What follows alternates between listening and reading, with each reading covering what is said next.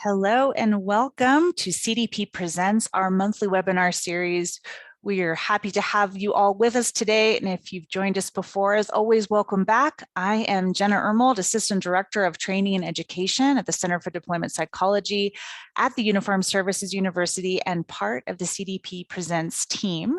I see we have folks joining us from all over the place, to include Germany, Washington, Alaska, Oregon, Boise. So we've got a lot of Florida, East Coast, West Coast, abroad. So we're thrilled to have you with us today. As a reminder, this project is sponsored by the Uniformed Services University. However, the information or content and conclusions do not necessarily represent the official position or policy of, nor should any official endorsement be inferred on part of the USU, the Department of Defense, or the US government.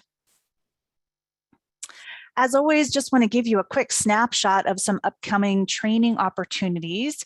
October, we will be doing a chronic pain website takeover and lots of great trainings on pain and pain-related issues. So on the 5th, we have identifying and treating opioid use disorders in military culture, the role of civilian community mental health providers. Then cognitive behavioral therapy for chronic pain, which is a 2-day EBP, the 20th and 21st. Our CDP Presents webinar series is also focused on this. So please do join us for that. It's going to be a fantastic presentation on the 27th. And then in November, our webinar series is going to be on mind-body interventions for PTSD, review of evidence and future directions. So as always, please feel free to check out our upcoming trainings tab on our website, and you can get signed up for those trainings, and we hope that they help and that you can join us. If you missed last month, don't worry, that's okay. Never fear, we have you covered. You can find the recording on our archived webinars page, or if you attended the webinar and just really liked it and want to share it, feel free to share that with your colleagues. That is posted at this time. And that was, again, embracing full spectrum psychological performance and well-being.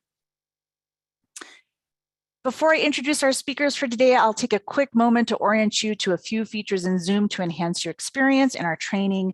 You may have entered the webinar in full screen mode. If you did that, go ahead and click on your screen and just hit escape. That actually helps it function a little bit better with the chat and things like that. We do recommend that you close all programs in the background on your computer. Any difficulties viewing material during the presentation are likely due to a poor connection. While I'm talking, it's a great time to check the volume on your computer or device and adjust as needed. Many participants find it much easier to hear our presenters and the presentation using headphones, so we do recommend that. Lots of you, and again, I'm so excited, I always like seeing where everybody's coming in from, have already found that chat feature, but that is how we will do a lot of interacting today. So please note that you can find it by hovering over the bottom of your screen. This is a great place for you to enter any questions you might have, respond to questions our presenters might pose, or even interact with other participants. As a reminder, questions will be moderated and asked of our presenters in the final 10 minutes of our presentation today. And if you experience any technical difficulties, please do feel free to type that problem in the chat and someone from our tech support team will assist you. And many of you have also noticed that there's different options. You can do the host and panelist, or you can do to everyone. So if you're sending messages and it says host and panelist, that's just coming to us. So we highly recommend that you select, and I think it changed to everyone now, either all panelists and attendees or everyone. So if you select everyone, then everybody can see your great comments and questions. This webinar series is being recorded and will be posted on the Center for Deployment Psychology's website, along with any additional materials and references. Handouts for today, as always, can be found in your CE21 My Account page under this event. Finally, at the end of the webinar, our project manager, Mr. Micah Norgard, will provide information and instructions on how to obtain CEs. Reminder, in order to obtain that CE credit, you must attend the entire webinar and complete the webinar survey in CE21. And please do note that for this webinar, we are offering American Psychological Association CE credits free to you, which are acceptable to most state licensing boards for different mental health disciplines. Be sure to check the requirements for your state and retain any documentation associated with the training. And now it's my pleasure to introduce our speakers for today. As most of you know, September is Suicide Prevention Awareness Month, and we at CDP are committed to raising awareness on how we as providers can help to protect our clients and their loved ones from this complex and tragic public health issue. As a community who cares very deeply about service members, veterans, and their family members we serve, we are very honored today to present this webinar, Suicide Prevention from Elite Athletes to High Performance Military, and would like to welcome our speakers, Ms. Shannon Decker and Dr. Bill Parham, who will be our presenters. Shannon Decker is Executive Director and co-founder of the Speedy Foundation and holds a master's degree in educational leadership from the University of Idaho. She has nearly 20 years of private and public teaching and administrative experiences in multiple states and is a mental health first aid, QPR, and Safe Talk facilitator who offers training in Idaho and Utah to further the foundation's mission of promoting mental health education and advocating for suicide prevention. She's joined today by Dr. William Parham, who is a professor in the counseling program at Loyola Marymount University and interim director of the Doctorate in Educational Leadership for Social Justice program. He is a licensed psychologist, a board certified counseling psychologist, board certified in counseling psychology by the American Board of Professional Psychology. For most of his professional career, Dr. Parham has focused on working with athletes across organizations to include the National Basketball Association, National Football League, Major League Baseball, the United States Olympic Committee, to name a few, across all different levels from professional, elite, amateur, collegiate, and youth, and across sports, basketball, football, gymnastics, softball, baseball, track and field, etc. Currently, Dr. Parham serves as inaugural director of the Mental Health and Wellness Program of the National Basketball Players Association. So welcome both of you. And with that, I will just follow up that Ms. Decker and Dr. Parham have no financial interest to disclose. And I will turn things over now to Ms. Decker. Great, thank you so much. It's a pleasure to be here. We're excited to share some information with you from the work that we've been doing. So I had the pleasure of meeting Dr. Parham through the United States Olympic and Paralympic Mental Health Task Force, which is a relatively new organization, a new piece of an organization that came to be about 1.5 years ago. My connection to sport really isn't sport itself. It's as a spectator and as a loved one who supported an athlete. I lost my cousin, who was very much like a sibling, about 10 years ago. He was involved in competitive skiing his entire life. He was on the United States Olympic team 3 times, competing in 3 Olympics and coming home with a silver medal from the Vancouver Games. And unfortunately, he had a lot of background. He had a lot of adverse childhood experiences and trauma and substance use. And there just wasn't enough mental health literacy in our family, in his circle of friends, and in his sport, in the domain of winter sports.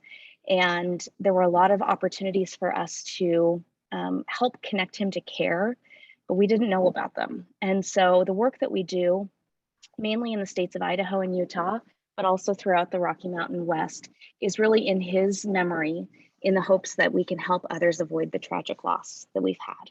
So I'm excited to be here. And Dr. P, would love for you to introduce yourself a little bit. Good morning, Shannon, and good morning, audience, and thank you for the invitation. I'm very pleased and honored to have a conversation with all of you.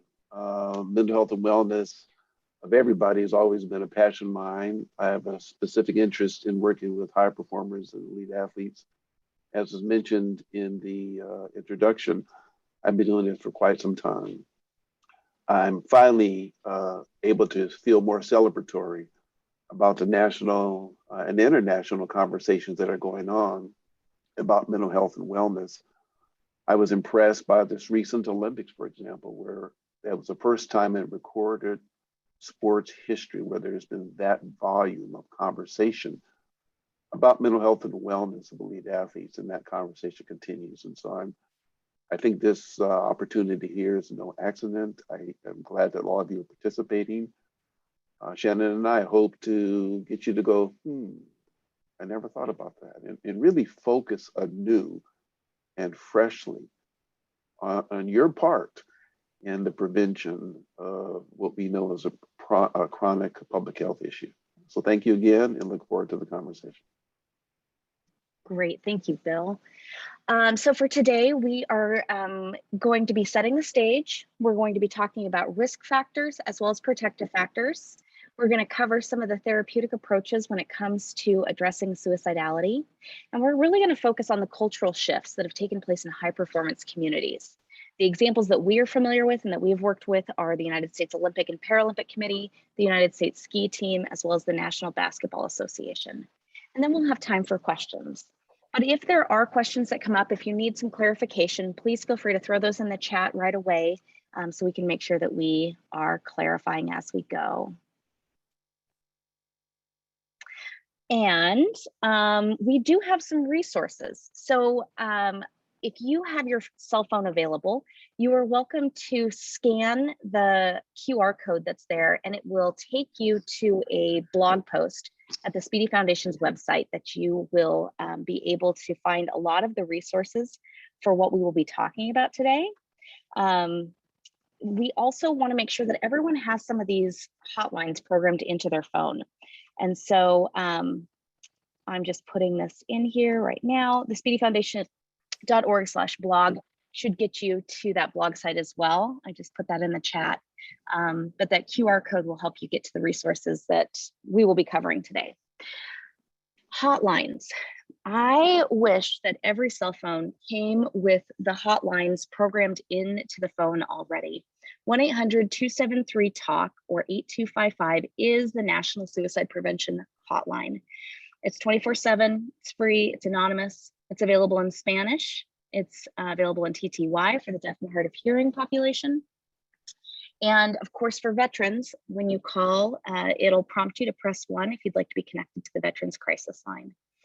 That phone number next summer will be rolling over to 988. And we know that the audience here is really involved in the therapeutic world. And so hopefully this isn't brand new, but want to make sure that everyone has these available.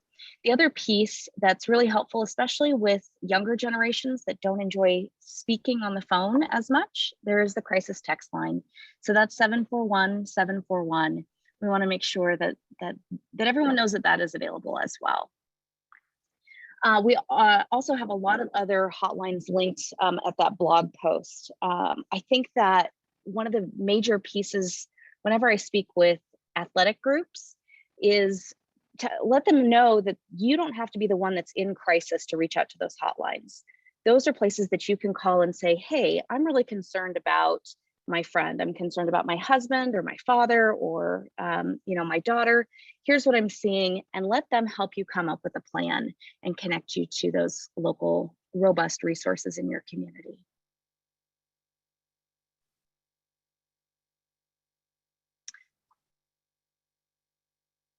All right. Now, our topic today is not on the Afghanistan response. However, with the audience that we are here with today, we wanted to take a moment and just acknowledge that Afghanistan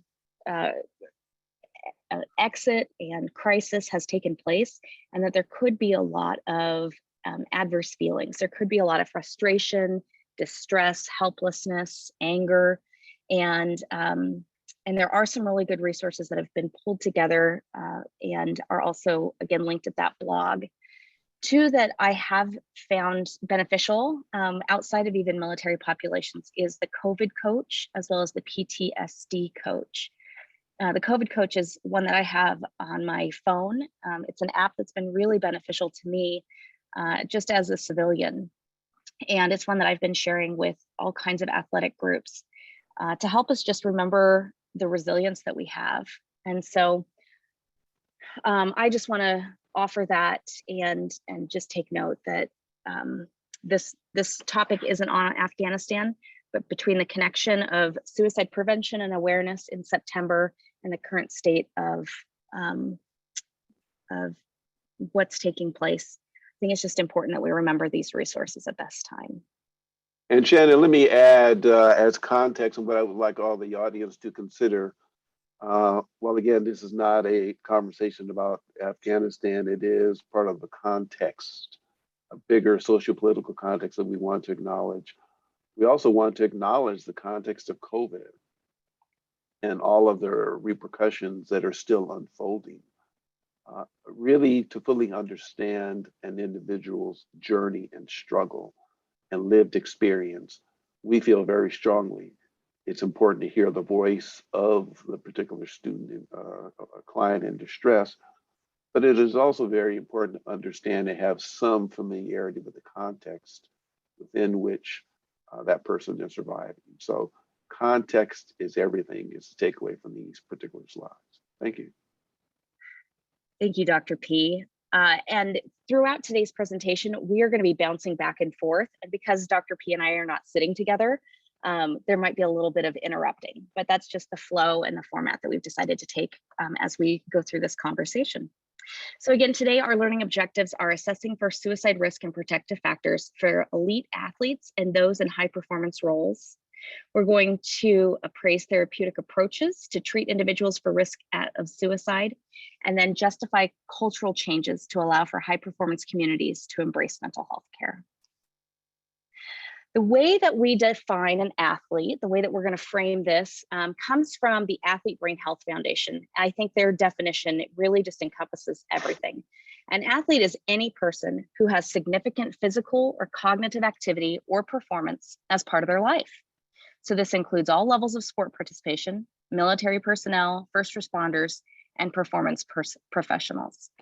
Oftentimes I feel like a fraud because I don't necessarily always identify as an athlete, but I did participate in athletics in high school, in college, and as part of my self-care, I am a certified ski instructor. And so while I'm not an elite athlete, I do see the benefits of athletics in all areas of life.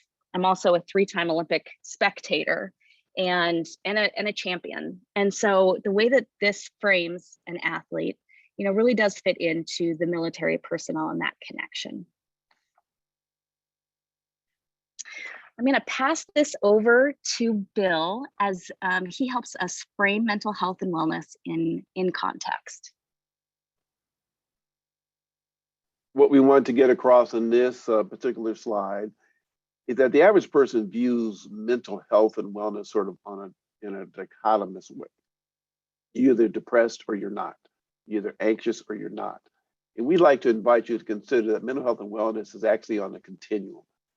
And if you think of a continuum from 1 to 10, we'd like to invite you to consider that persons from 7 to 10 represent athletes and persons who feel healthy, whole, in control of their lives, balanced across all domains of their lives, including family, career, personal relationships, faith-based practice. They're able to respond to life's challenges, good decision-making skills. They report feeling like they have options, and they believe in their abilities to create them when none are seemingly available. We move down the scale in the continuum to the 4 to 6 range.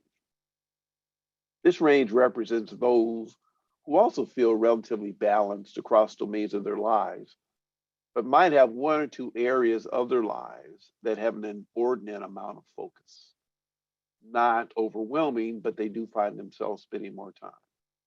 And then there's the 1 to 3 that represents those who struggle mightily in their day-to-day lived experiences, likely across most domains of their lives: family, career, personal relationships, and faith-based practices, and who don't feel as in control of their lives and perhaps impaired decision-making and feeling like, why is this going on?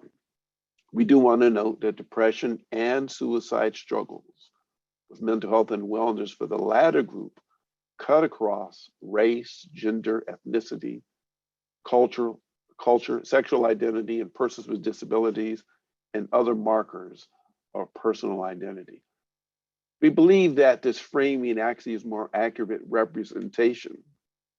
The other thing that we want you to hear is this: folks that are really in the 7 to 10 range, part of what we have to do is acknowledge where they are now, but continue to work with them, because life promises a lot of twists and changes.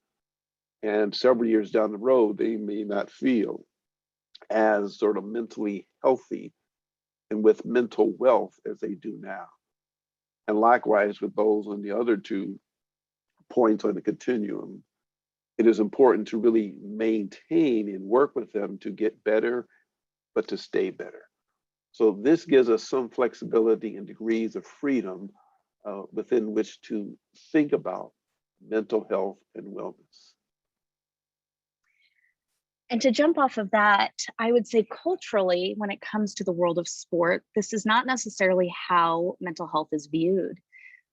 There is mental health and then there's mental illness. And so this is one of those pieces that culturally we can start to create mental health literacy opportunities and to bring this into the folds of everything from Olympic track and field all the way down to ketchup and mustard soccer.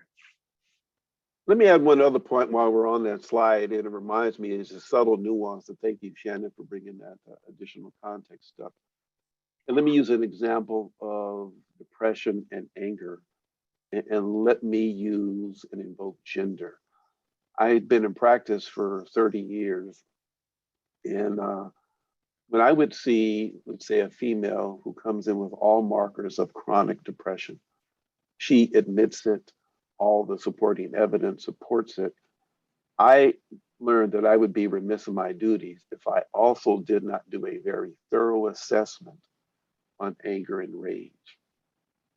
Likewise, when I would see men who referred to me, for example, by the courts for quote unquote anger management, once I did a thorough assessment, found the data to support, yep, this is what's going on, and the person would also admit impulse control issues, etc., I would be remiss in my duties if I didn't go back and assess for, again, depression and sadness. Because I have learned that having quote unquote depression and expressing it are 2 very different things. When I've done those further assessments, I've often found persons who report, women who report with chronic depression and all the classic symptoms, actually had a fair amount of anger and rage. But see, for women to walk around very angry, putting their fists through walls, calling you all sorts of names, the first thing out of everybody's mouth, including women, is that bee is crazy, totally dismissing what she is authentically and legitimately feeling. And likewise for a man to walk around sad, crying, weeping, even though that's how he is authentically feeling, he runs the risk from a societal perspective of being called a sissy and a wimp. So both knowing that, they find ways that are socially sanctioned to express oneself. And so really the assessment within the context of gender of areas such as depression and anger are absolutely critical. And it gives you the further nuance of the experience of that individual. Great connections. Thank you, Dr. P. And from that, looking at risk factors, a lot of these risk factors are probably going to be very common across the populations that you have worked with. But as Bill was suggesting, at times someone might be presenting, an elite athlete might be presenting with some really significant warning signs, and those could be dismissed because of who they are, because of the stardom, because they might be trying to mask. But walking through these very quickly, you know, some of the factors for an individual might be previous suicide attempt. And this can be a huge factor. Whenever I'm teaching a suicide prevention gatekeeper training, we always talk about how having a previous suicide attempt does not necessarily mean that one will go on to die by suicide, but it does increase their potential. It does become a significant risk factor. And to know that somebody has had a previous suicide attempt in their past is like gold.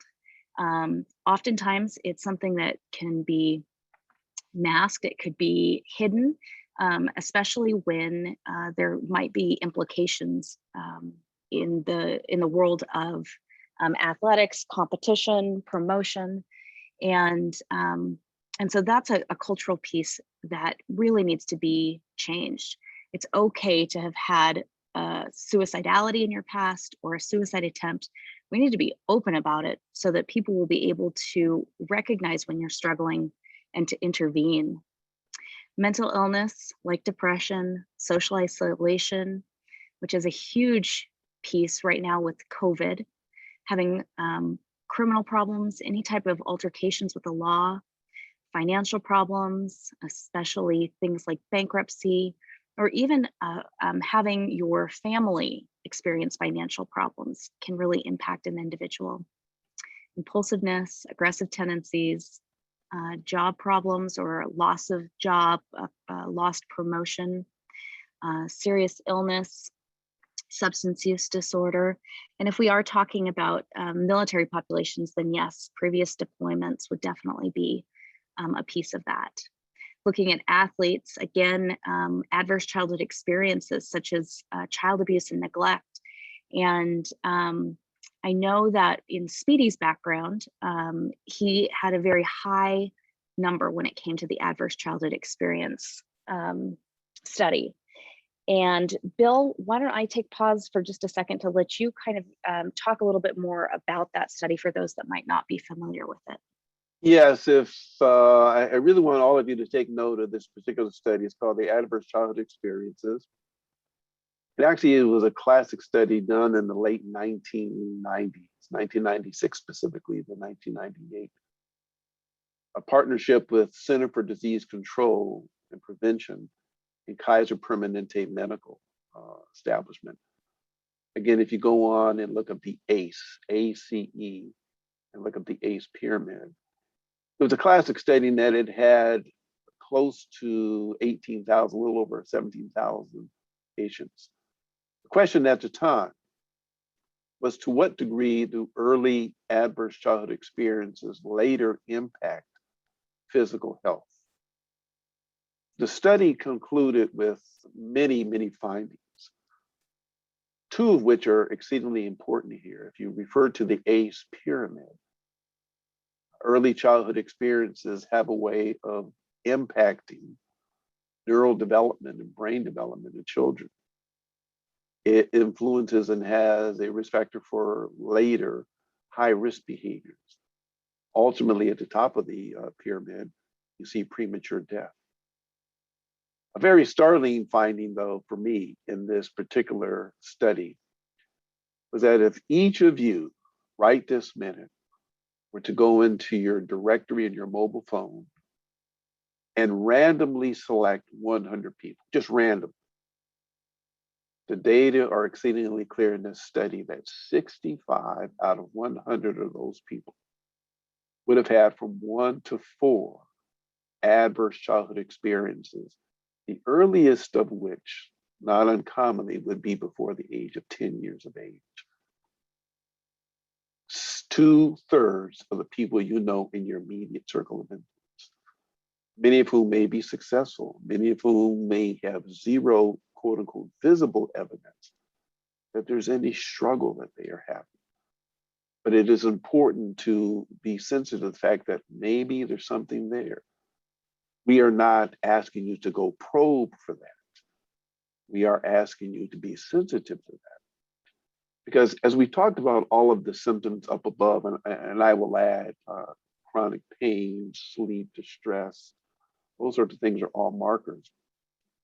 I like to think of risk factors and symptoms as smoke detectors. And if the smoke detector went off in the home that you are now in, I doubt, or we doubt, two things. We doubt that you would stay calm on this audio podcast.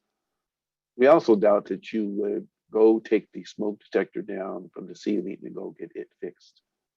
You see, the fact that it went off suggests that it's working, and it is signaling you that there's something else that you need to address.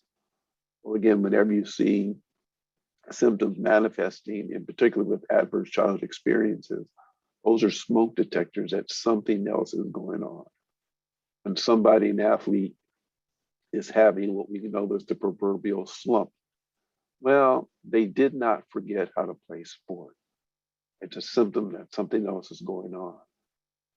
We see this thing all the time, and we really simply want you to be aware of that. So familiarizing yourself with that study, we believe is going to be very, very important.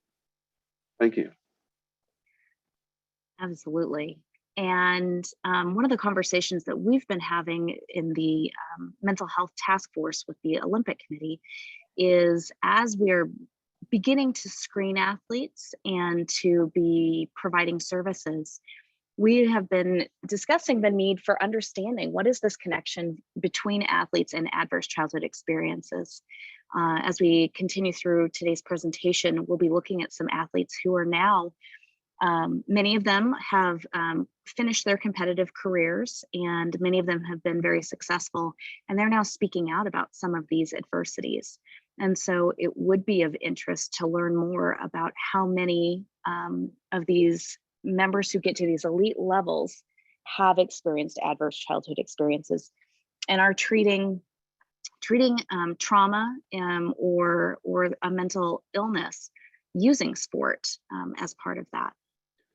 Yeah, and I want to just underscore one more thing that I think is really important to see. Even when you look at Naomi Osaka and Simone Biles and Michael Phelps, they've all begun the dialogue that I'm willing to be sort of the GOAT, the greatest of all time. I'm willing to push myself. I'm willing to discover the kind of exceptional talent I've been blessed with. But at the same time, I'm a person and a human being. I'm not here just to entertain. I'm here to express myself in my authenticity.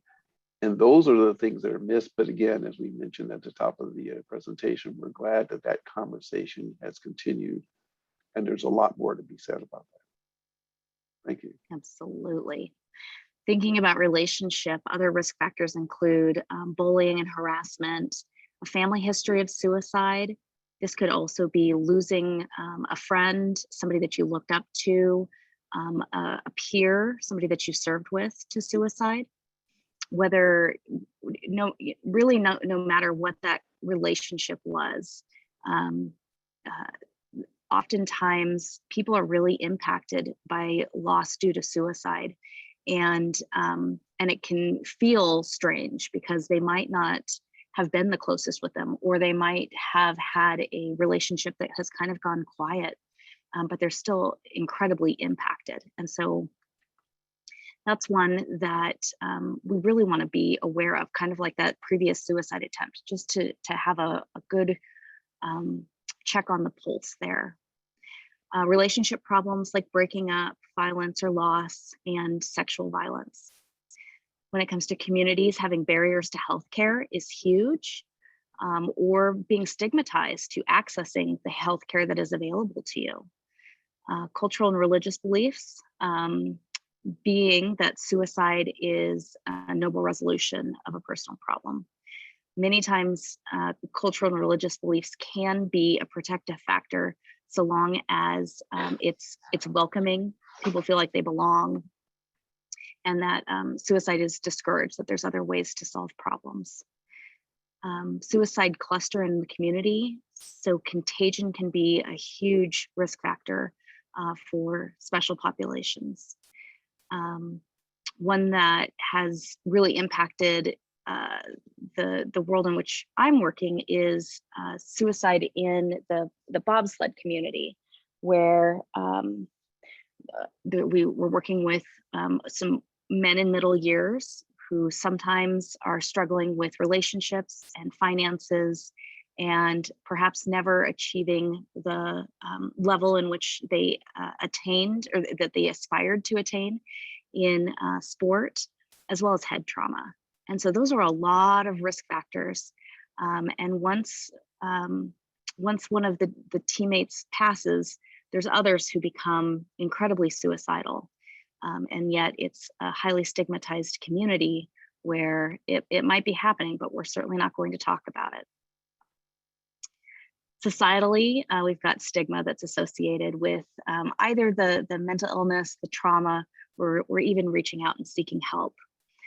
With that bobsled example, we had bobsledders who were traveling to Canada to try to find the best types of mental health assessments that were available without anyone knowing, without it getting back to people in the United States.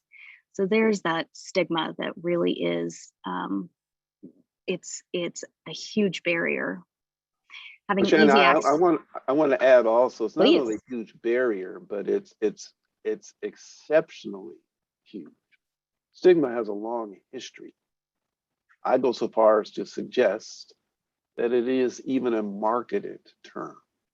It's an experience of embarrassment and shame, but also when viewed within the context of the identity markers, gender, race, ethnicity, all of those markers add to the sort of not having permission to say what it is you're feeling and to get some help. We also see it in elite athletes. Because they are famous, because they have a certain celebrity, admitting that they have some vulnerabilities is not consistent with that image. So they feel some pressure to keep that star shining brightly and not commit to it. But so stigma is something that isn't just a simple experience. It is profound. And to really get a good sense of the history of this, it's going to be important to really talk about in a separate conversation the pharmaceutical company, the discipline of psychiatry in its historical roots, and insurance companies. When you really look at the relationship of those three, that's a real big issue. And it's something that I think we need to really underscore. Another thing I want to get back to, we mentioned back in the relationships category, the sexual violence, reminded that we are talking with some who work with the military and the military. A story has recently come about in terms of the sexual abuse and domestic violence in the military. It's a huge story, being like gigantic. And we really have to begin taking a look at this. Stay tuned as that story unfolds, because there you'll see some risk factors. The last thing I'll say, with both my experiences with the Olympics, my experience with elite athletes in football, and now hearing stories about the military, part of the salt in the wounds of all survivors is the systemic collusion with and the cover-up of that which is going on. That systemic collusion really adds added pain and emotional distress to an experience that is also quite distressing. So I don't want to get off on a side tangent on the sexual violence and domestic violence, but it's something that is an important context to consider, because people keep silent about it. And largely because sometimes when you go through the system, you don't get the justice that you deserve. Thank you. Thank you, Bill. So that is a huge contributing risk factor for athletes, for those in the military, for our general populations. Easy access to lethal means among people who are at risk, medications, firearms, and others can be huge. I live in the Rocky Mountain Western states, where people are owners of firearms at just higher rates. Military populations have access to firearms at higher rates than the general citizen population. It does not mean that any individual who owns a firearm is more likely to die by suicide, but it does mean that they do have access to that lethal means. And for the suicidal mind, for that person who's in crisis, it can mean the difference between life and death. And so anytime that we have the ability to build in counseling on access to lethal means training, to help us all just understand that for someone who's in crisis, if we can help understand what access they have and to step in when that is appropriate, when we have the smoke detector that's going off, that can mean the difference between life and death. And the last risk factor that we've got listed today is just unsafe media portrayals of suicide. We are going to talk about a film called The Weight of Gold shortly. And I do want to say that I worked very hard to try to convince the filmmaker to use a trauma-informed approach with that film. And it really is not a trauma-safe portrayal of suicide. And so the more that we can do to portray that through news stories, through film and television, the more we're going to be able to change that mental health literacy in our society. And so thinking about trauma, going back to the ACEs study that Bill elaborated on, this is a diagram that I think is really great.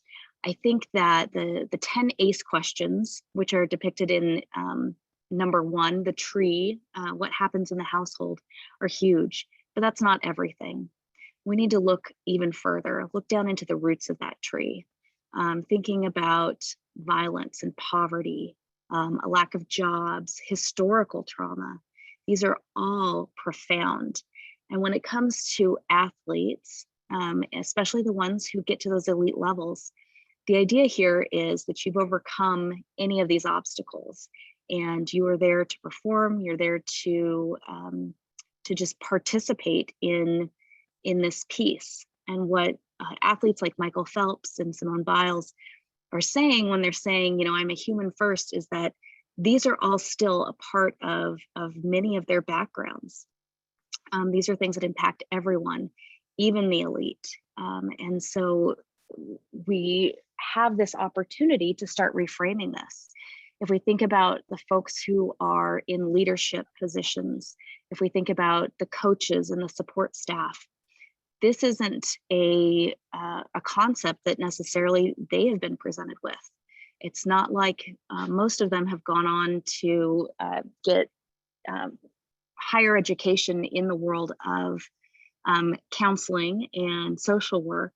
They're there to coach. And so this is sort of the piece that we need in everyone's background to really understand and have empathy for. And the third piece, and then I'm going to let Dr. P chime in here, are the environmental pieces. And right now, worldwide, we are all being impacted by COVID-19, the global pandemic. And so everyone is really being impacted by that piece of trauma.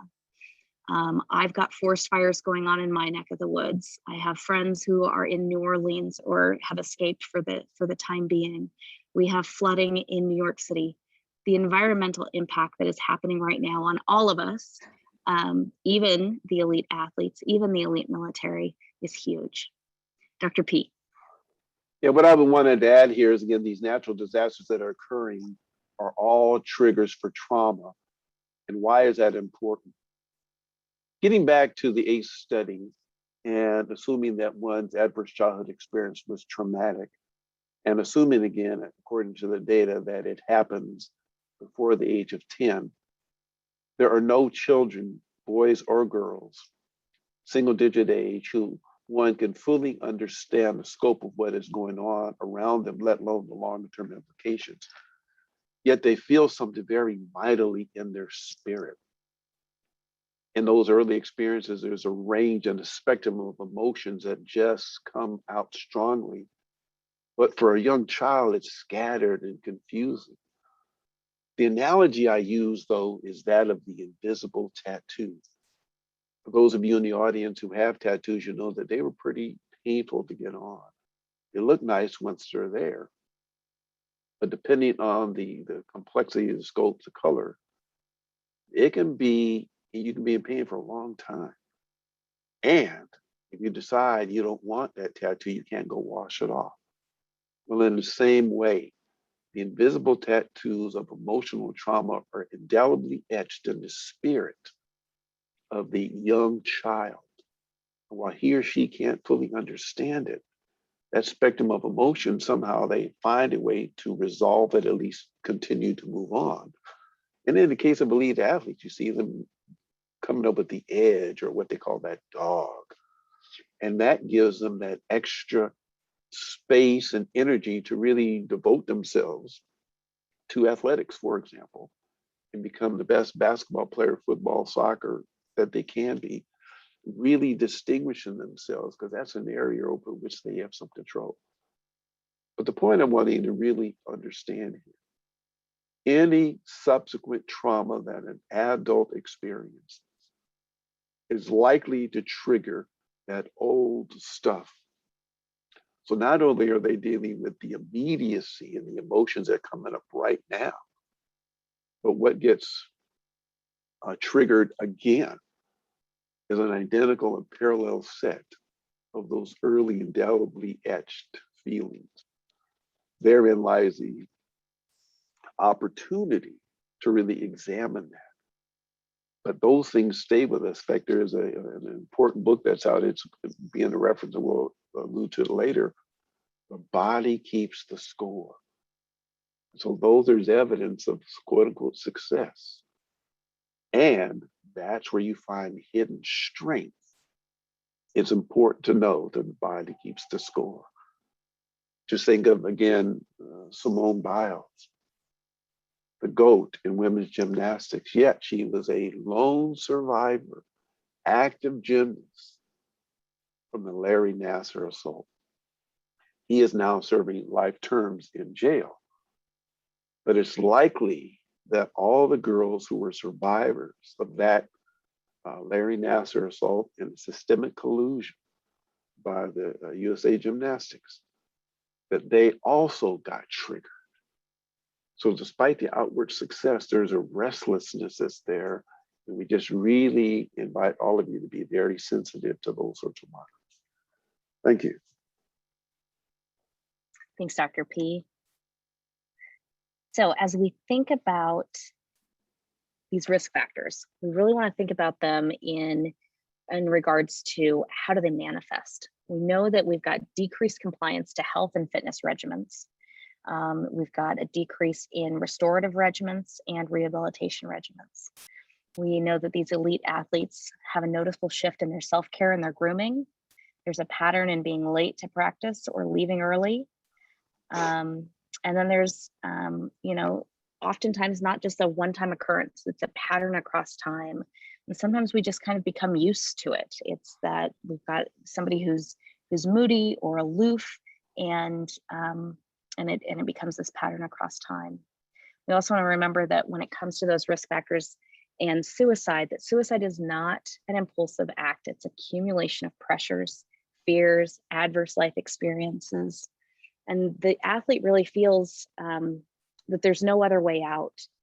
They've got a burden of pain and an unsolvable problem. For many, they've exhausted all other options. Dr. P, would you like to expand? Yeah, I just want to say it is important to understand that it is really an expression of escape. How do I escape the pain that I've endured for so long? And out of all of the options, none seem to be working. So it really is an attempt to get out of the physical and emotional and experiential pain that they are living through and feel that they can no longer tolerate. It is lastly a cry for help. And we really want to underscore that feeling suicidal doesn't mean that a suicide is going to be completed. It is hugely important in talking with all patients to really assess ongoingly for not only the current feelings, but historical feelings, talking about all of the situations that may have triggered the pain and the accumulation of pressures across time, and really begin to ask about the options they have to bring some control back into their lives. We can't underscore this enough. We just can't. Thank you. Awesome, thank you. Those unsolvable problems that they are seeing are not our responsibility to solve. It's helping to build hope and connect folks to care. in order to keep them going. When we think about risk factors, we always have to think about those protective factors. And if we are using this analogy of a scale, we need to load the protective factors to just compensate. There's a lot of risk factors that we cannot change, but we can create opportunities to build protective factors, to build resilience. That would be building up help with coping and problem solving skills. Oftentimes, religion or culture or just general connection to community, as long as they are organizations that discourage suicide. Connections to friends, family, participation in community, whether that community is the town in which they're living, their work, their office community, an educational community, sport. This is where sport and recreation can be a huge protective factor. Having supportive relationships with care providers. If someone is reaching out for mental or physical health care, they need to believe that the care providers are there to genuinely help them. And if they don't, that immediately becomes, a contributing risk factor. Availability of that care, and then of course, limited access to lethal means when a person is at risk. I will add one last thing, Jen. It's important also when you have a client or a patient in front of you, or somebody you're concerned with, it's important to actually listen to their voice. What is their lived experience of what they're talking about? We have a lot of data about suicide, protective factors, risk factors, and we have to be careful as healers and as practitioners not to put that template over the person that we are talking with to the degree that we cloud what it is they're saying or serve that use that as a filter. Their voice is critical. Not only are they feeling like somebody's listening and they feel visible, but you and we as healers and as counselors, as therapists, begin to see really what's going on in their lives. It reminds me that one of the concepts I teach my students is this. When you listen to your client long enough, they will tell you what's wrong with them. When you listen to them just a little bit longer, they will tell you what you can do to make them feel better. So I invite my students to consider that the real therapist and healer in the room is the client or the patient. At best, we are facilitators of them reconnecting and rediscovering the talents that they innately have and yet feel that they can't have access to right now. So listening to the voice of the client is just so critical. Thank you. Great, thank you. Those protective factors, just having options, believing in their ability to create options. For so many people that end up, considering suicide as an option, it's because they feel like they've tried and that they've been defeated, they've been squashed. And so some of the things that we can do to help with this is to foster resilience. Those key components, especially with the athletes, is feeling grounded, mastering skills, and focusing on future-oriented thinking. There's a book by Matthew John Stone, who is an Australian author and illustrator with his own significant life experiences, called The Big Little Book of Resilience. It's one of my favorites, and there'll be some illustrations from him throughout. But if you're looking for a book that really gets into what does resilience mean? That's a big buzzword, but what does it mean? How do we actually put this in place? I would suggest checking out his book.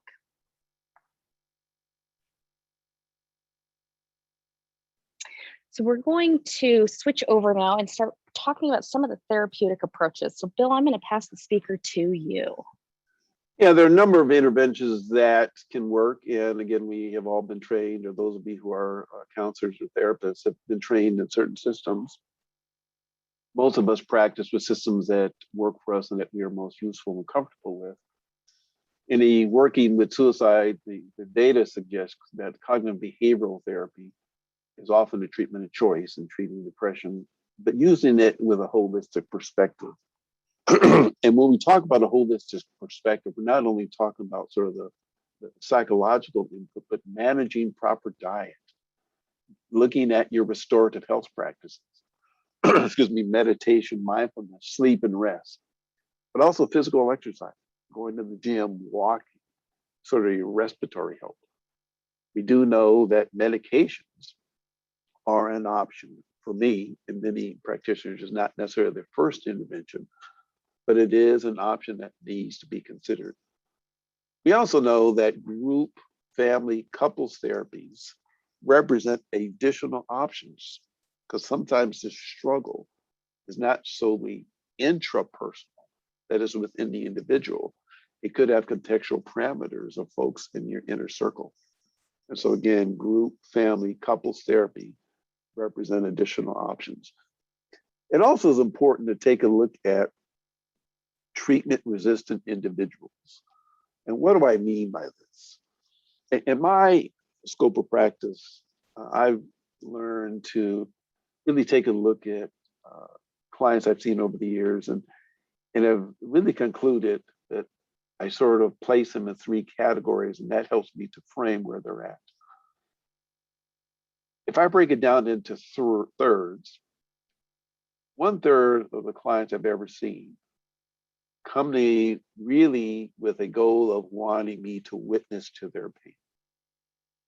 That profile suggests that they come in and say, well, Dr. P, I'm having XY issue and I'm really struggling, and boy, it's just awful. The second week they come in saying something like, well, Dr. P, you thought last week was bad. Guess what happened this time? And the third week they come in with the same profile.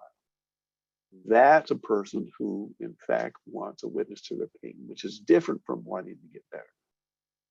A second category is that I have seen a number of clients who want to come in and get a quote unquote understanding of why this is going on with me. An example, I'm in a relationship, in and out of relationships all the time. It's like a revolving door. And I need to get an understanding of why that continues to happen. Again, they're not asking for change. They really are asking for understanding. And I've learned not to use and transpose both. Then there's the last category who really want to come in here and change. And I have learned that when I can feel, after a result of asking a number of clinically related questions, that this person is sick and tired of being sick and tired, that's when they have the motivation to really change. So part of doing an assessment is really looking for the client's investment in participating in their own healing. And quite frankly, some clients aren't ready. And I'm not saying that the first two categories are necessarily bad, but I think it is important to maybe see that as self-protective. Perhaps they're not ready just yet to delve into an area and to explore an area that for them continues to be very painful.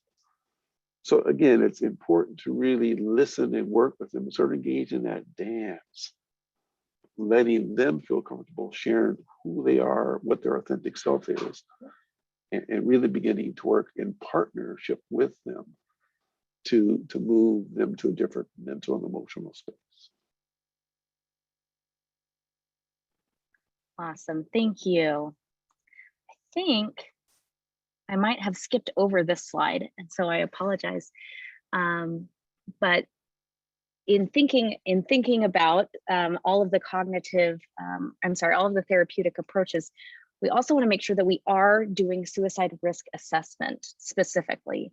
And so I think that in your background, in coming here, you probably have a lot of tools that you are familiar with suicidal risk assessment, but I wanted to have Bill share how he addresses this when he's working with those elite athletes. Yeah, it's important to realize that feeling suicidal is not the same as engaging in a suicidal act.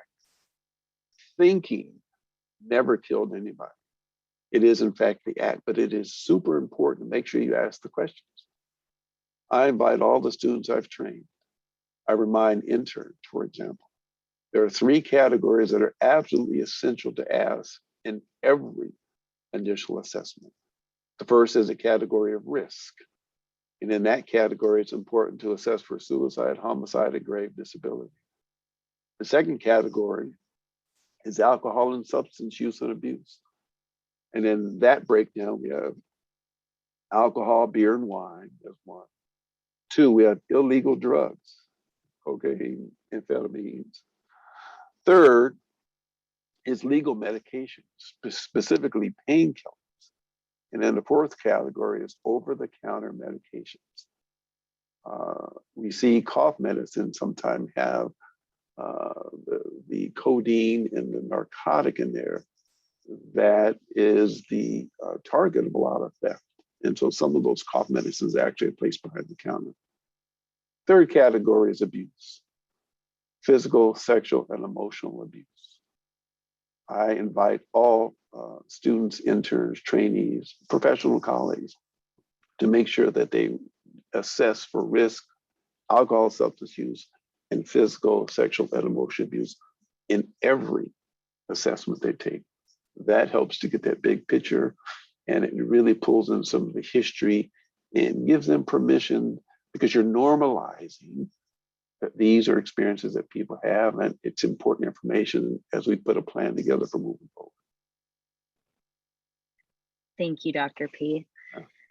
The connection that I have to the suicidal risk assessment is really trying to make sure that policies, procedures, protocols are in place throughout organizations. And so many organizations don't have any type of risk assessment. So typically it's trying to persuade folks to adopt one like the Columbia Screener or the PHQ-9. And so I think that what Dr. P is mentioning is more of that holistic perspective, that we need to be looking at this through a very holistic lens and make sure that we're not missing anything. I was a teacher. I was a classroom teacher before I became a school administrator.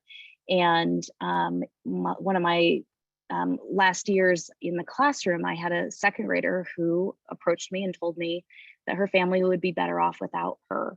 And without having any type of gatekeeper training and having lost several friends and family members to suicide, my smoke detector was going off. That's not typically something that an 8-year-old says to you. And so I also, I didn't have the training. I didn't know what I was supposed to say, and I wasn't sure. I wasn't sure how to proceed. I went to mandated reporting documents that doesn't cover anything about when the child wants to hurt themselves.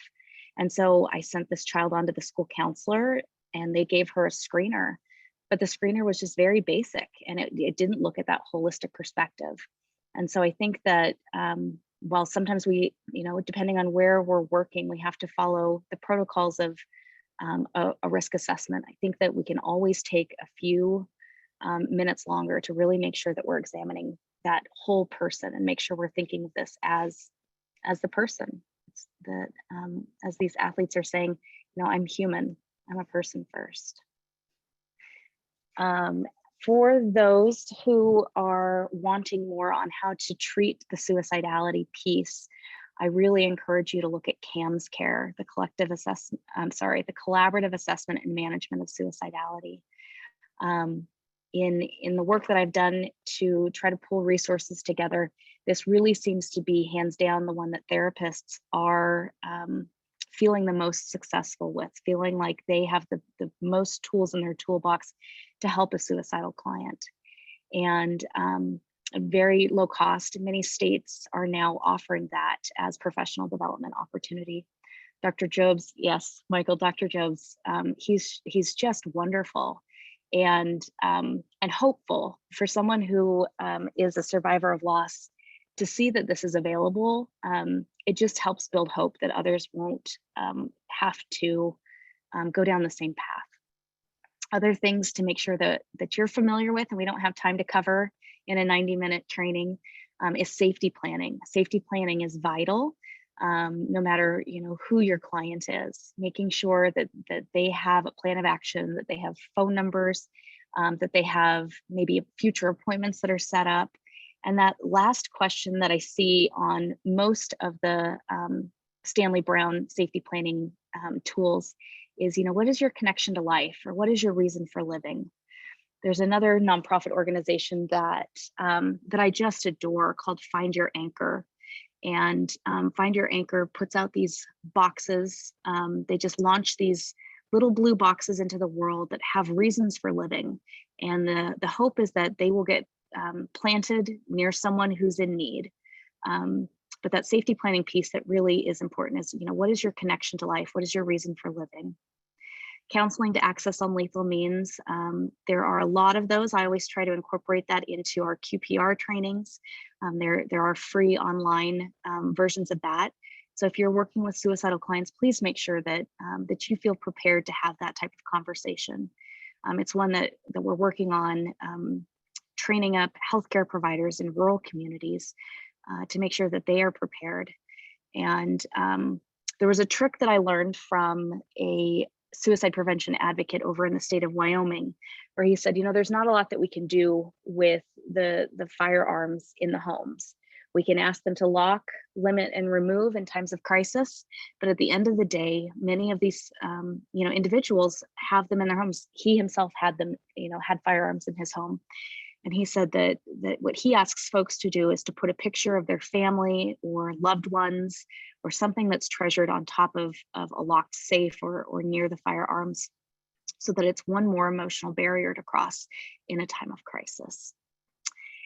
And suicide awareness training, making sure that we have saturated communities with QPR, Safe Talk, Assist, Know the Signs, you name it. There are programs out there far and wide, in as little as 45 minutes, as long as 2 full days, to really help us understand and to destigmatize, to empower people to know the signs, to be able to find the words, and to be able to reach out.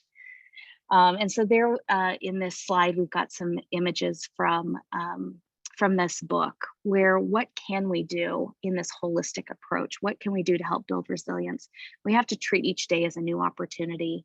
And these are the things that we can help share in your role as a therapist, in your role as a family member, a coach, a parent. People are watching, and if they see you doing these things, that's how we can help build this. We're sleeping well, we develop gratitude, setting goals, eating well, exercising, believing in something bigger than ourselves. All wonderful ways to help build resilience. Those are anything. Yeah, I also add one of the things that I think has worked, at least clients and patients I've had over the years. I often give them and invite them to consider focusing on a mantra that is a statement of phrase that they can claim, and perhaps coming up with several that they can just focus on. For example, I often suggest that a person will never see their reflection in running water. It's only when the water is still will their reflected image begin to emerge.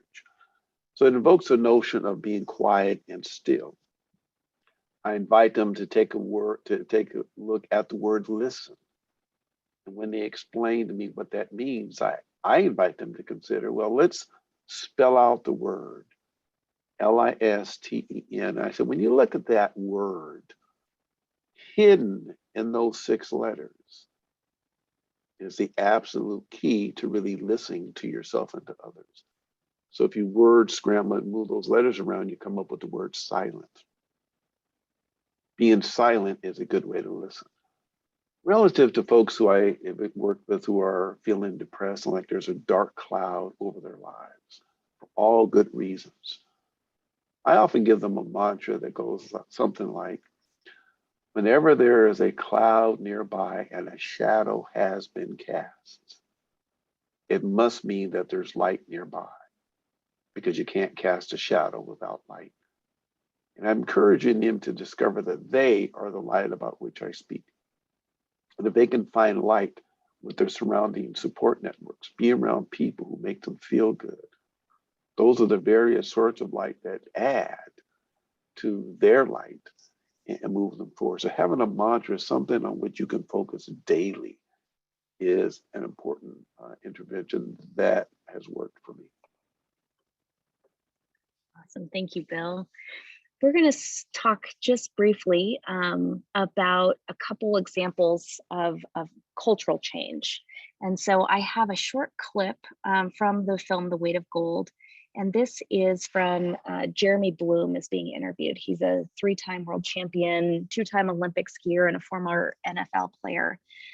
He's talking about his experience with Speedy in disclosing suicidality.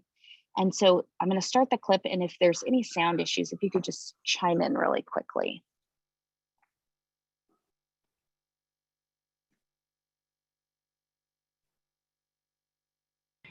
I grew up with Speedy. Of course, he was on the aerials team, I was on the moguls team, and we were the young guys on the team. I looked at him like a carefree kid that had so much fun. He was always smiling, he was always happy. And Speedy, how did you get that nickname? That nickname started when I was 11 years old. When I went to my first camp, I had a checkered life jacket and a big racing helmet that I borrowed from my uncle. Oh, okay. And didn't really grasp the concept of waiting in line, so I'd cut in front of all the other campers and get 5 jumps in the time they got 2. Okay, so it wasn't a girlfriend? No, luckily. Should probably be an ex-girlfriend. It wasn't until 2009 when we were in Lake Placid at the Olympic Training Center for a World Cup. And he said, "Hey, can I chat with you for a second?" And I said, "Sure." And we went to the TV room. It was night. It was dark. There's no one around. And he said, "I want to open up to you for a second." And I said, "Sure. What's on your mind?" He started crying. And he said, "Most days I don't want to be alive." And I didn't know anything about mental health at that point. I was so off guard, because I think of Speedy as somebody who's always been so happy and so successful, and I didn't know how to react. And I just said, "Speedy, look at you. You're so incredibly successful. You're a good-looking kid. You have the wind behind your sails. Like, what's going on?" And he just really opened up to me, and I often think about that moment. I wish I could go back to it now, because I think I would have handled it a lot differently than I did.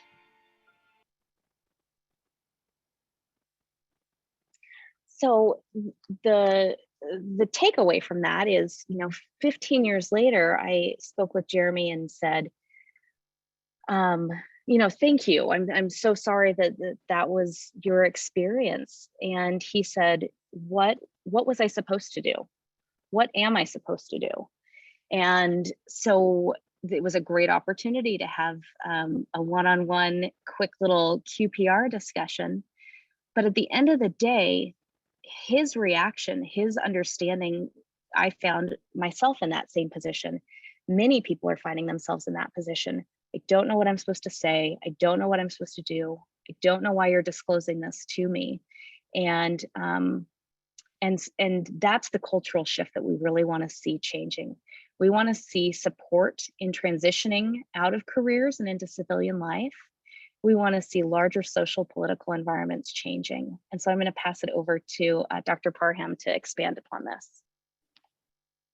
Yeah, part of what we also want to understand is that when you are in a system, whether it's professional athletes, Olympic, whether it's in the military, one of the things we know without a doubt is that you take on that as part of your identity.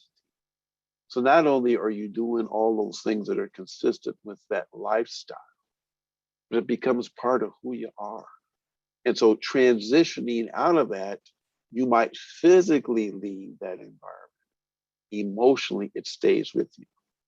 So part of really helping in the transition is really understanding the concept that you can't understand an individual without fully understanding the system in which they operate and the identity that they have taken with them and will continue to take for quite some time. Because life on the outside of that system can be very different and very jarring.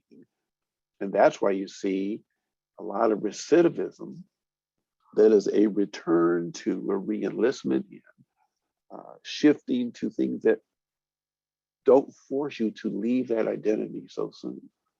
So really understanding that identity and what is being missed, but also what can you now grow into, and what kind of transferable skills and learning opportunities might exist in this new world. Part of the larger contextual environment, again, is, for example, the COVID. And now the Delta variant, and there's a new variant called the Mu variant. Job availability, certainly reconnecting relationships, and really, how do I get a balanced life? Funding, insurance, housing, the practicalities, but also understanding the larger systems of racism, sexism, ageism, ableism. All of those are sort of silent. We don't talk about it, but it absolutely, without question, frames the experience of the individual. And so allowing them to have space to really talk about that and articulate each one of those.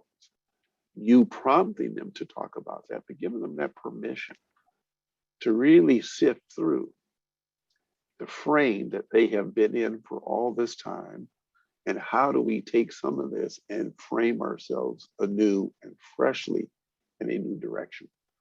Giving them a North Star goal to shoot for is important. And all of that can be done. But it is a very much a cultural shift. And most of the cultural shift is the identity that they have taken on that they may not know how to let go. Thank you. Absolutely. So let's dive into some of that, the cultural changes that have taken place in the time that we've been working. And Dr. Parham's got a lot more experience than I do. We have seen some drastic changes. We mentioned that the Olympic and Paralympic Committee stood up a mental health task force a year and a half ago. Last September, the U.S. Ski and Snowboard Association required all staff to become trained in QPR. And the idea there was that the Speedy Foundation had been knocking on the door saying, let's do suicide prevention. Let's talk about mental health first aid. Let's do gatekeeper trainings. And it was always a pat on the back or a pat on the head and congratulations on doing life-saving work, but be on your way. And last year, there was a huge shift. And a lot of this comes from these athletes who have retired, who have been successful, who have struggled and have lived experience, and they're ready for change. They're going to use their voice to advocate for change. And so last year, at least in our experience, it was, why should we take QPR? Why should we mandate this and require it throughout? And from my perspective, it was because if you can talk about suicide, you can talk about anything. This is where we're going to be dealing and catching and coping and healing the sexual trauma, the domestic violence, the bullying, the substance use, and preventing. So much more prevention if we can at least have these really difficult conversations. And Bill's got a lot of experience with the NBA and the NFL. And so we've got a couple examples of athletes that we're going to just kind of talk about and share some experiences. I'll start and then I'll pass the baton over to Bill. So this slide has some examples of athletes, mainly from the winter sports, but we've got Breezy Johnson, who Dr. P did a public speaking engagement with recently. She's on the US ski team and she's speaking openly about mental health. She's come back from injuries. She talks about how she was weary. There was a lot of stigma around accessing the team sports psychologist. And she decided she really didn't have a lot of other options, so she was going to try it. And because she's a leader in the team, she's using her voice to share that it really was helpful, that she was surprised by how helpful it was, and that she hopes that others will use that as an example. We've got folks like Alexi Pappas and Jesse Diggins who have written books and films about the struggles that they've had in their careers with eating disorders. Julia Mancuso retired from the US ski team. She's a multi-Olympic medalist. And she started a podcast where she's talking about these very real things. This one is on, her new abnormal after my father's arrest, and what it was like growing up in a very small community where skiing was everything. And to have one of those childhood adversities of having a father, a parent in prison. These are all topics that were completely taboo 10 years ago. We didn't talk about eating disorders. We didn't talk about meeting with our team psychologist. We didn't reveal that we were battling depression and that we were taking medication for that. We didn't talk about the adversities that we had in our childhood. Bill, I'm going to hand it over to you to talk about some of these fantastic athletes. Yeah, but I was going to say in the National Basketball Players Association that I work as the director of the Mental Health and Wellness Program, it was clear that we were listening to the voice of the players. There are a number of NBA standout athletes, Kevin Love, DeMar DeRozan, Kelly Oubre, to name just a few. We're really talking about their struggles and mightily struggling with issues that nobody ever knew about. When they finally came clean, the Players Association, which is a player union run by players, he listened to the voice of the players and we got a program together. The mantra in our mental health and wellness program for the Players Association is the person before the performer. 1 year following that, the NBA came out with a proclamation that every team has to have a mental health professional as a retainer or hired by the team. Players have access to a system of care. I want to go back to a slide previous to this, Jen, where you saw the logo of the NBA. The logo that you see there and the person there is a silhouette of Jerry West. Okay, back to the current slide. When you read his book, West on West, My Charmed and Tormented Life, you really begin to see that he also struggled mightily. But as Shannon mentioned, these things were not talked about for a long time. And when I have studied the history of stigma and not wanting to talk about these things, I've come up with a conclusion that sometimes it has caused people to think differently, because part of moving forward is changing the narrative. There is a belief currently, given everything that we are seeing, that major systems, the Olympic, professional sports, perhaps the military, are now saying, well, we have failed at addressing the mental health and wellness of our troops, of our athletes. I personally don't think that that goes far enough. I'm not quite sure systems have failed at addressing the mental health and wellness of athletes or the military. They have succeeded at not addressing those issues. So I think part of the change is really asking yourself, do you really want to even know?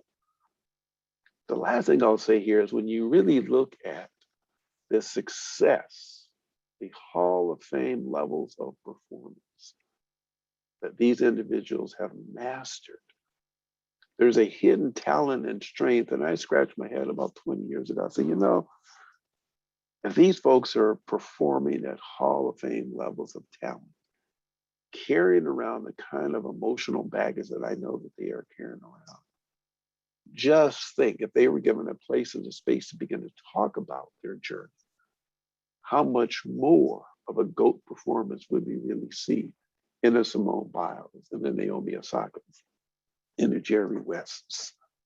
I can't even imagine what we would see. But it is there, and I think it is important to ask, okay, how can we succeed differently as a system that really is wanting to invest in the mental health and wellness of our military as well as our athletes? Thank you. Thank you. So some of those recommendations, requiring transition workshops, for those elite athletes, thinking about when the fans stop cheering, long before those fans stop cheering, how do we start to create that scaffolding in the mind of, yes, this is where you're going. These are some incredible goals. And once we get there, then what?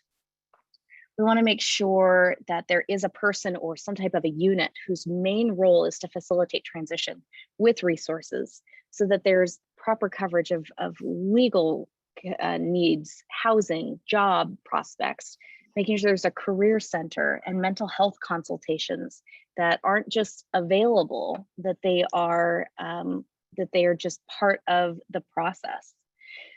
That we have social supports, all of those key protective factors. And like Dr. P mentioned earlier, North Star goals. It's not just, what's next, but what are your North Star goals? Where are we going to go from here? This is a path, and the final destination is clearly not on top of a podium, and it's not, completing a tour. There's so much more. What are those North Star goals? Yeah, one thing I want to add there, sometimes I've learned that when people ask the question, what's next? A great question, but the word next has a way of bringing on an extra urgency. I got to get it right this time. And so having that North Star goal, like what do you see yourself doing 4 or 5 years down the road? If somebody were following you around for a week during work and you didn't know they were looking at you, if at the end of the week they said, gosh, this person is really loving what he or she is doing, they're very connected, they're very fulfilled, what would they have seen you do?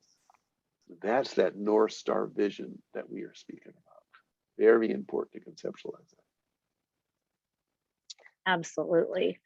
So some of the pieces that the Speedy Foundation really encourage in changing culture is starting conversations, being willing to start those conversations, feeling prepared, taking awareness into formalized education to increase mental health literacy, and advocating for the 13 IOC recommendations. And so there's information there that are kind of connected to the weight of gold that you can find on our blog.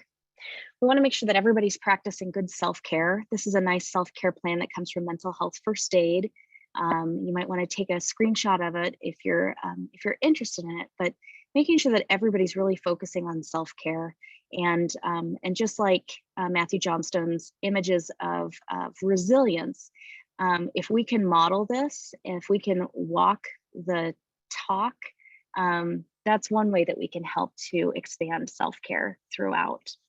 There's a lot of incredible resources. We know that community and connectiveness is incredible when it comes to feeling isolated and alone. That when it comes to suicide prevention, community building is big. And so when it comes to some athletes and military personnel, check out Athlete Soul that helps transition athletes out of sports.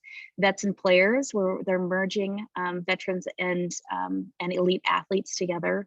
Mood Lifters, we were able to create an athlete-specific version of Mood Lifters, which is a 16-week peer-led psychosocial emotional group. And then the Phoenix, for those that are needing a sober active community, they have chapters all across the country. And there's a lot of other ones there on our resource page. But again, an athlete, as we were speaking, is really any person who has significant physical or cognitive activity or performance. And so we hope that we are able to show you how we are using suicide risk and protective factors in elite athletes and help translate into your work with military personnel. We hope that maybe it was a review, or maybe there were some new therapeutic approaches to think about, but really thinking through holistic lenses is really powerful, and that cultural change is where we're working right now. And so we stand for any questions. So thank you both so much. I was struck, as I'm sure a lot of other folks who work with military connected clients and on installations, the parallels between the two populations. There's just so many, everything from the stigma and the culture kind of influencing behaviors and healthcare seeking and career transitions. So I think, there were some questions about how do we kind of reduce stigma and make this shift in the culture, which I think you've really kind of answered, that we're still in both of these groups really seeking to make those changes. And I think what's going to be important moving forward is taking lessons learned from both our work with the military and our work with elite athletes, and using those to kind of keep informing those next steps, or now steps, things we need to be doing now. Really, we are 1 minute from the time when we need to wrap up. So what I will say is I appreciate that Both of our speakers today have put their emails up. If you have questions that were not answered throughout the course of this, hopefully it's okay, Dr. Parham and Ms. Decker, if folks reach out to you, but I just wanted to say thanks. I'm going to turn things to Micah real quick, who just put the link for CEs in the chat, because we do have to wrap up right at the end here so folks can get their CEs started.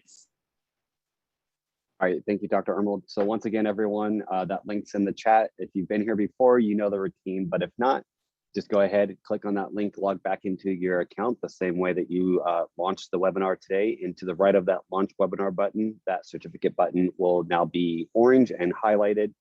If for some reason that it states that your seminar is not complete, that the webinar is not complete for you, just wait about 2 hours. And then after that 2 hours, go ahead, send me an email at the email that's on the screen, and we'll get that fixed for you if you actually did attend the webinar in full. Once again, if you have any questions, don't hesitate to reach out. Great, and a huge thank you again, both Shannon and Bill, for a fantastic presentation. We look forward to seeing the great work that you do in the community of athletes and taking that forward with military connected clients as well. So thanks so much for coming. We do hope to see you all next month for next month's CDPP. That's focused more on chronic pain, and really do appreciate the time everybody took today on this important topic. Thank you so much.